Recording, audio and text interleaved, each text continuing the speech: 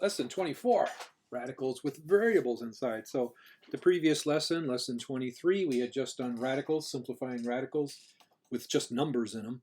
Now it's like, well, let's throw some x's in them, some variables, some x's. So the good news is that tree method that I showed you last time is still, how should I say, relevant. It still works, except I'm going to call it maybe a hedgerow method. I'll show you why in just a second, because we're not going to really be making big branches of trees. Nope, we're not. We're going to be making sort of like hedgerows. And the reason we can make a hedgerow is simply because x to the fourth, you don't have to keep breaking it up like this. It's just not necessary. It's just not necessary. You know how x to the fourth breaks up. It's x times x times x times x. That's what it is. Nice little hedgerow, right? I like it. It's a hedgerow. So what we did with the tree method, now called the hedgerow method, is we said, okay, this is a square root. Remember, if there's no number on the shelf, the default is a 2. I'm going to call that a default index. That's what you call the little number on the shelf. So if you don't see it, like over here, we have a 3, right? If you don't see a little number on there, you assume it's a 2, which means square root. So if it's a square root, you're looking for groups of 2. Each group of 2 releases outside the radical, releases outside the radical. There's nothing left inside the radical, so we don't have to do anything. I mean, you'll put a 1 there if you want, but we don't have to do that at all. There's nothing left inside. And so what we've got is we've got x times x. We're getting x squared. So the square root of x to the fourth is x squared. Let me do that one more time with this x to the sixth over here. Do the hedgerow. So x to the sixth means I got x times x times x times x times x times x. Nice little hedgerow of x's. And maybe I'll use this thing. Every time we get a pair, we can release one outside, right? Notice I've got 3 pair, which means I'll get x cubed released from the square root. Why don't we just do this? Let's make sure this is making sense. Check. Well, if you took x cubed times itself, and remember that's the question we have when we're taking a square root like this, what times itself gives me x to the sixth? The answer is x cubed times x cubed gives me x to the sixth. I mean, you could remember that you're supposed to add your exponents in this case. If you have x to the 3 times x to the 3, you would get x to the sixth. Or actually, I'll put or even. You can say x cubed if I squared it. Would I get x to the sixth? Yes, I would. Remember, there's a different law of exponents that says you would, in this case, multiply your exponents. Whether you go 3 plus 3 or 3 times 2, you're going to get x to the sixth. So x to the sixth, the square root is x cubed. I love that. And it all relates to the finding pairs. Now, if you have a cube root like here, well, you can still make a nice little hedgerow. X to the sixth, well, we're going to have 6 of these again. And remember, the main difference is if you have a cube root, your index is 3, then you're looking for 3 of a kind, so to speak. You're looking for triples, groups of 3. Every group of 3 releases an x. So since we have 1, 2 groups of 3, that was supposed to be a 2. That looks terrible. We have 2 groups of 3, we're getting x squared again. Or not again, we're getting x squared. So we're getting. Let me move that to a different spot. Just x squared with no leftovers inside. Now let's do the old check thing. Are you trying to tell me, see, a cube root is, the question is, what times itself 3 times gives me x to the sixth? You're telling me that if I take x squared times itself 3 times, I'm going to get x to the sixth? And the answer is, yeah, look, you'd add your exponents up, right?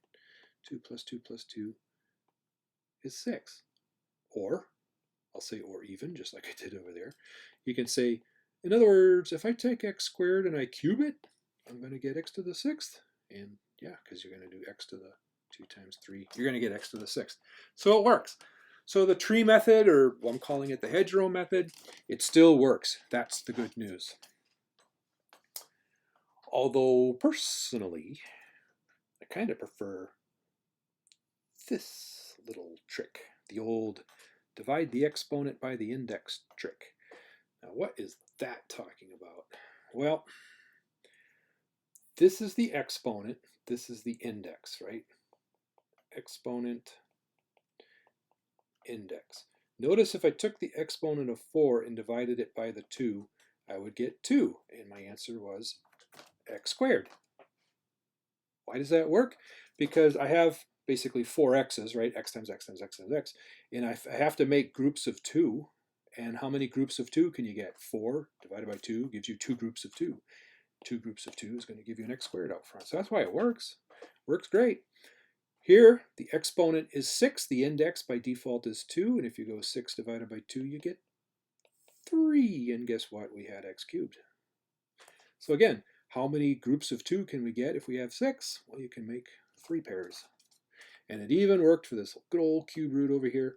The exponent is 6. If I divide it by the index of 3, I get 2, and my answer was x squared.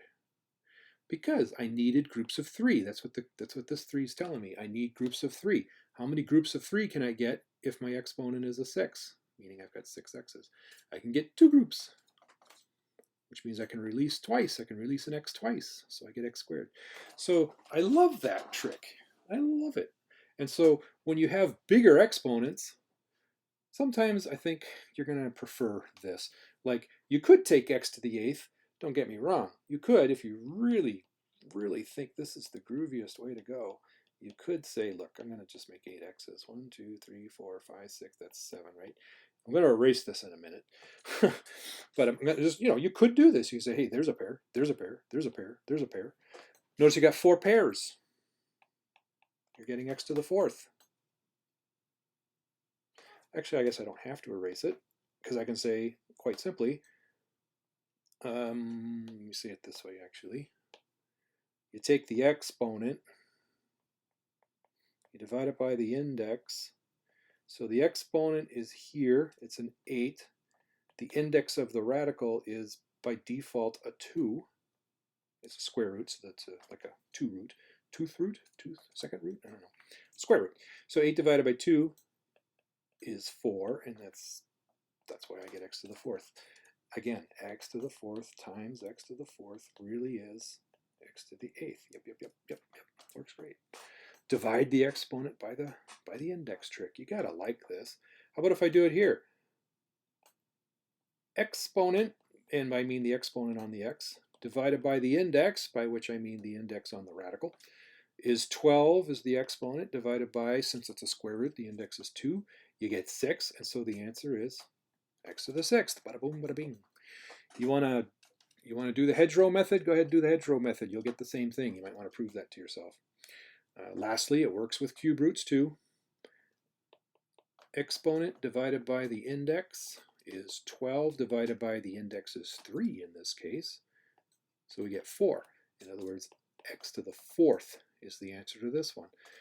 The cube root of x to the 12th is x to the 4th. We can prove that to ourselves real quick like. Does x to the 4th times itself 3 times really give me x to the 12th? It does, because 4 plus 4 plus 4 is 12. It works. Or, if you like to, we took a cube root. What we're saying is that we should be able to cube, or raise to the 3 power, this x to the 4th. You would multiply the 4 times the 3 in this case, and you would get x to the 12th. So it works wonderfully. And, you might think I'm spending a lot of time going through these proofs a lot, but that's how you burn things in. You just kind of play with it with a pencil, and there's no such thing as well, there probably is such thing as too much practice, but over-learning, over-practicing is actually a highly effective way of making something actually stick. Not just stick for a little while, but actually stick. Not just for today, not just for while I'm doing the homework, but actually stick. Practice it more. Play around with it. That's what you got to do. Anyway, I showed you my cool trick. Divide the exponent by the index trick. I'm going to be using this a lot now because it's so much faster, actually. Now, part C. Here's the thing. We often have leftovers inside, right? It's not every day in life that your radicals are going to come out all nice and even like that. You remember from last time, we'd simplify radical 12, we'd end up with something like 2 radical 3. We had something outside, but we had leftovers inside. So if you want to do this approach, oh, what are you doing to me? What are you doing to me?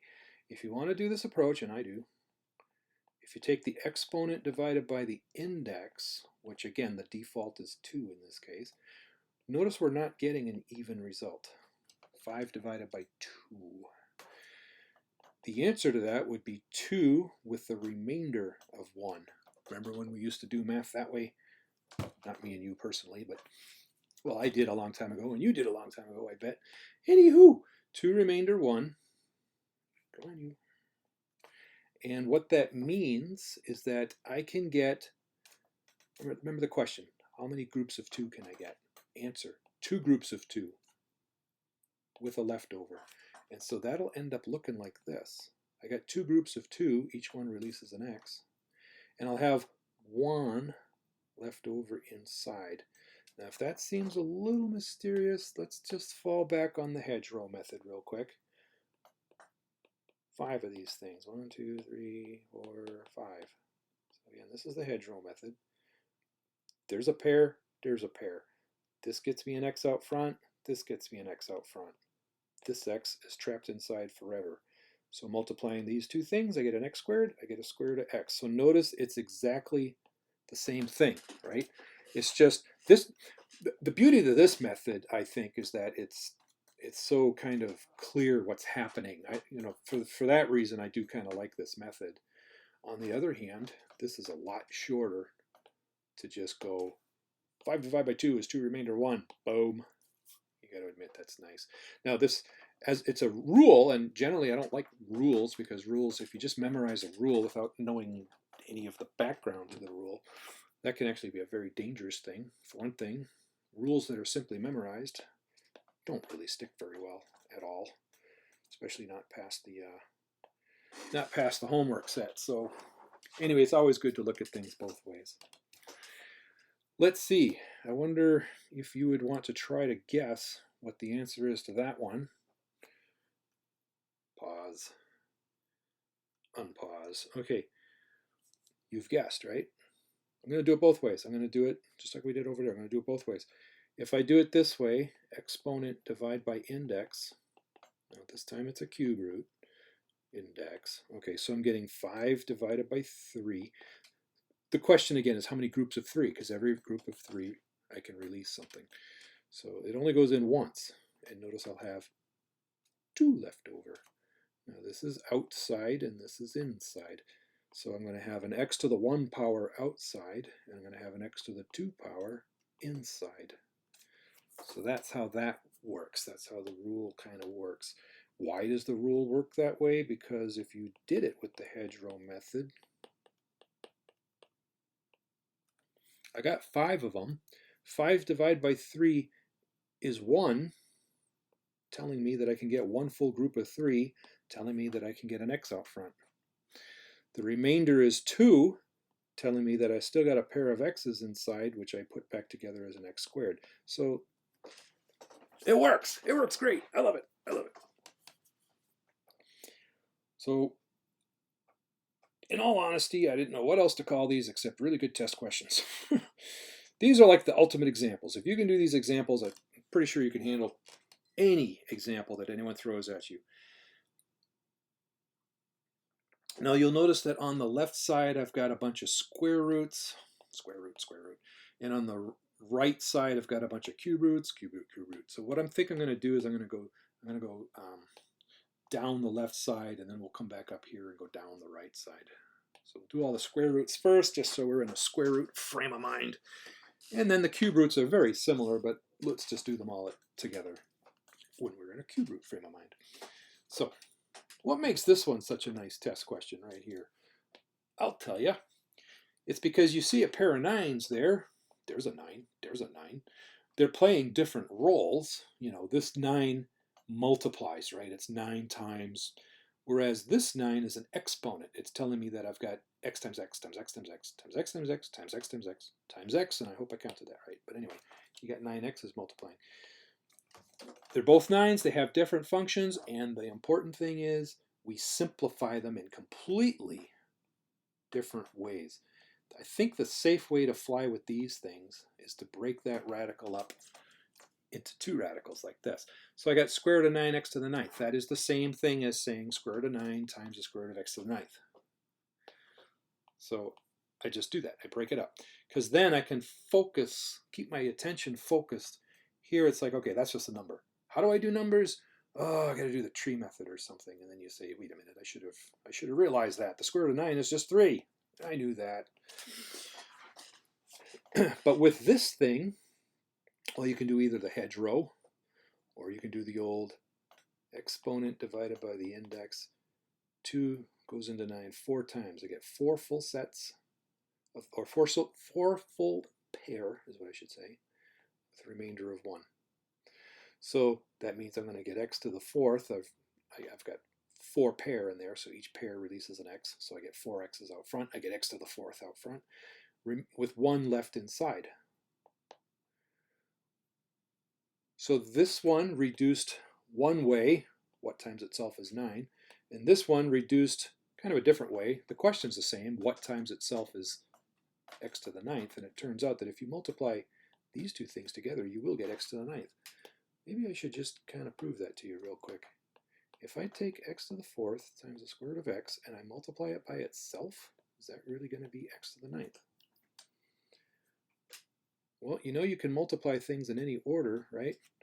Let me just kind of, maybe I'll just do this. I'll reorder that multiplication. I'll put the x to the 4th times the x to the 4th first. I'll put the square root of x times the square root of x second. So here's x to the 8th showing up. That's cool. We're almost there. And actually, root x times root x, you can write this way as well. This doesn't work for adding, by the way. It only works for multiplying. But if I have root x times root x, I can say, yeah, that's the same as root x times x, which, by the way, is a pair of x's. So I'm getting x to the 8th times an x. I am indeed getting x to the 9th. So it does work. It really does work. And like I say, it's really nice to kind of play with your math this way, right? Don't race to the answers. Play with the math and say, I'm digging this, man. I'm grooving. I know what's going on. Cool. Okay, so that's gone. So to finish this problem, what we have to do is we have to multiply these things back together. And to multiply, you just basically take, these are both outside the radical, so they actually multiply together, 3x to the 4th. And then you put your square root of x here that's kind of schlepping along at the end, and there's your answer. So again, very different games that you play with the 9. The biggest mistake I usually see is someone will say 3x cubed, because they're taking the square root of this 9, and then they're taking the square root of this 9, but that's not what you do with an exponent. Got to remember that. That's not what you do with an exponent. Get that out of there. We don't want mistakes on our notes. Okay, there we go. Root 12x to the 12th. Kind of a similar situation. We've got a 12 here, we've got a 12 here, but they're very different things that we do with these two 12s, right? So safe way to keep yourself organized and keep from tripping, I think, is to split up this one problem into two problems. Split up the root 12x to the 12th into a root 12 times a root x to the 12th. And actually, if you don't mind, I'm going to do this one first, because that one is quick. Ask yourself what the root of x to the 12th is. What times itself is x to the 12th? Well, remember, if you take the exponent, divide by the index, you'll have 12 divided by 2. It's just x to the 6th. So the square root of x to the 12th is x to the 6th. Again, if you multiply x to the 6th times itself, you will get 6 plus 6 is 12. The 12 is going to be a little more involved because we'll have to fall back on that tree method, I think. So I'm thinking 12 is 2 times 6, and then I'm thinking 6 is 2 times 3, and at least we didn't have to go very far. So here's a pair of 2's. Gets us a 2 out front. There's a 3 left. It's got to go back inside. So 2 radical 3 is the answer to the left side, x to the 6th. is the answer to the right side. And now you want to multiply these things back together. And this is outside of a radical, and it's going to multiply outside here. So I'm going to have 2x to the 6th outside, and the square root of 3 is what that is. Pretty nifty.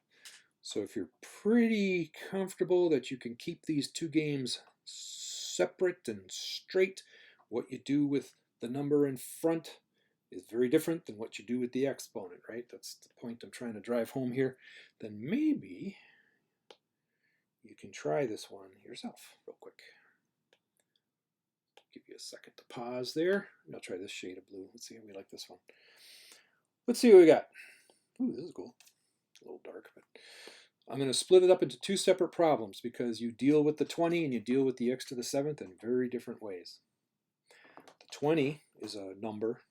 It's the coefficient here, 20x to the 7th. So you deal with it tree method. 20 is like 2 times 10, I can say. The 2 is there. Okay, the 10 can break up some more. It's a 2 times 5. 5 doesn't break up. So these are my leftovers. A 2 times a 2 times a 5. Not my leftovers, but that's what I got. 2 times 2 times 5. So do I get any pairs? Yeah, I got a pair of 2s. Giving a 2 out front. Leftover inside is I still got this 5. So the root 20 part, the left part, becomes 2 radical 5. The right part, 7 divided by the index of 2 is 2 goes into 7 3 times with the remainder of 1. So I'm going to have x to the 3rd, and I'm going to have an x to the 1 left inside. And I'll say it one more time if you're a little nervous about this whole 3 remainder 1 thing, you can always do the hedgerow. There's 7 of them, right? 1, 2, 3, 4, 5, that's 6. There's 7 of them. 1 pair, 2 pair, 3 pair. That's why I get the x to the cubed. 1 left inside, that's why it's an x to the 1 inside. Okay, so it does work nice. I'm going to try to, do this and this. There. Okay, so now we just got to put these two things together to get our final answer. Maybe we'll go back to the lighter blue. So what you do is you multiply your outsides together. 2 times x cubed is on the outside. And separately, you multiply your insides together. Root 5 times x. Insides and outsides get multiplied separately. All right, we're moving now, folks. What do you say we do some cube roots? Again, the distinction is the same. Make sure that you play with this 8 differently than the way you play with this 8, because this 8 is a coefficient, it's a multiplier, it's a number 8. This 8 is actually an exponent. It's telling me I've got 8 x's. Those are different things, right? Very different things. So what do you say? We'll get into purple these days. Let's do a purple. What do you say we split this into two problems again, just to try to keep ourselves focused on each task separately. Now this is an 8, so I can start doing tree method stuff. 8 is 2 times 4. The 4 is a 2 times a 2. And notice I've got a set of 3. So it is just 2. Actually, the cube root of 8 is 2. That's something you might have recognized. 2 times 2 times 2 is 8. Over here, the old 8 divided by 3 trick. 3 goes into 8 2 full times with a remainder of 2. So what do we got here? We got a cube. Whoops. I said whoops. Okay. So 2 sets of 3 means I've got an x squared out front. Now draw your cube root radical because we did have a pair of x's left inside, or in other words, x squared left inside. So it's x squared cube root of x squared. Now when you multiply these things back together, you basically get 2x squared times the cube root of x squared. This'll one. Play with the 24s in different ways. In fact, I highly advise splitting the problem into 2 pieces. So with this 24, you want to try to split it up. It's a 3 times 8. And actually, if you want, you can take a shortcut right now. You can say, well, wait a minute. I know that the 8 is going to be a 2 times a 2 times a 2. You know, you can just do that right away if you want. So what I've got here is I've got 3 of a kind, gives me a 2 in front, and then I've still got this 3 left inside.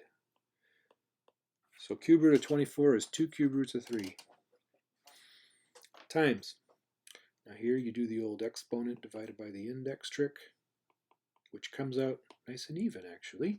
Well, that's convenient, right? So you just get x to the 8th.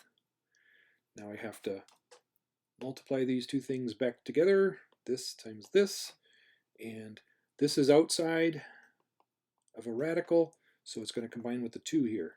2x to the 8th, and then be nice and draw this as a little 3 on the shelf, and say 2x to the 8th times the cube root of 3. Cool. One problem left in this lesson here. So if you don't mind, I'm going to sort of get this out of the way. Remember, that was just saying, you know, hey, you can do this hedgerow. And you can use the hedgerow if you want. As long as the exponent doesn't get to be 158, you'll probably be fine with the hedgerow. If you got time on your hands, you don't mind writing, like, for example, x times x times x times, in this case, times itself 10 times. If you don't mind doing that, if you enjoy it, you can keep doing it that way. But I invite you to learn the shortcut just because it will save you some time. Anywho, this would be a good one for you to just try yourself. It's the last example, so try it yourself and then see if you matched me. You back already? Okay, cool. Here we go. Let's see how this color looks. Split it into, I don't like it. Don't like it. Go with the green. Hey, I said green. Go with the green. So I'm going to split this into 2 problems, or not 2 problems really. I'm going to split it into 2 parts. Cube root of 40 times the cube root of x to the 10th. Okay.